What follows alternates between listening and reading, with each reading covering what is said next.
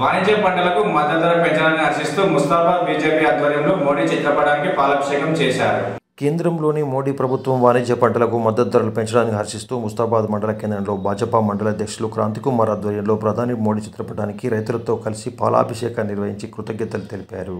ముస్తాబాద్ వివేకానంద విగ్రహం వద్ద కేంద్ర ప్రభుత్వం వాణిజ్య పంటలకు భారీగా మద్దతు ధర పెంచడాన్ని హర్షిస్తూ నాయకులతో కలిసి రైతులు సంబరాలు చేసుకున్నారు. ఈ సందర్భంగా క్షీరాభిషేకం నిర్వహించిన అనంతరం పలువురు రైతులను శాలువాతో ఘనంగా సత్కరించారు. రైతులను రాజుగా చేయడమే కేంద్ర ప్రభుత్వ ధ్యేయమని, వ్యవసాయాన్ని బలోపేతం చేయడం కోసం మోడీ తీసుకుంటున్న చర్యలు రైతులకు వరంగా మారాయి అని పేర్కొన్నారు. కేంద్రం ప్రవేశపెట్టిన ఫసల్ బీమాను రాష్ట్ర ప్రభుత్వాలు అమలు చేయకపోవడం వల్ల అనేక మంది రైతులు నష్టపోతున్నారని, వెంటనే రాష్ట్ర ప్రభుత్వం కూడా దాన్ని ప్రవేశపెట్టాలని ఈ సందర్భంగా డిమాండ్ చేశారు. కార్యక్రమంలో మండల కిసాన్ మోర్చా అధ్యక్షులు వరి వెంకటేష్, ప్రధాన కార్యదర్శి నరేష్, ఉపాధ్యక్షులు గోపి, అధికార ప్రతినిధి మల్లారం సంతోష్ రెడ్డి, జిల్లా ఆఫీస్ బేరర్ గిరిధర్ రెడ్డి, మేరుగు అంజాగౌడ్, పట్టణ అధ్యక్షులు మహేందర్, రమేష్ రెడ్డి తదితరులు ఉన్నారు.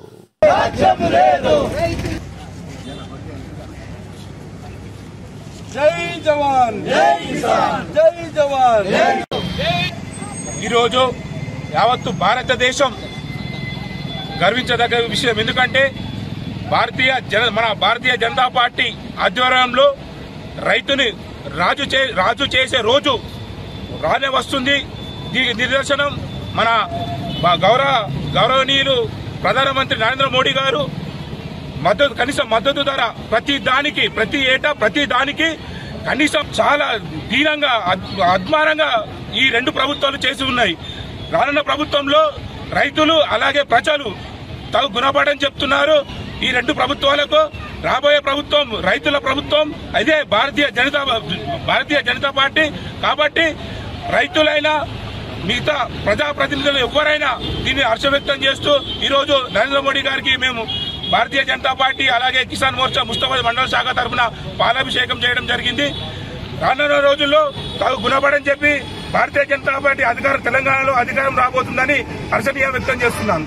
ఈరోజు భారతదేశ ఆర్థిక వ్యవస్థ 80% వ్యవసాయ రంగం మీదనే డిపెండ్ అయి ఉన్నది.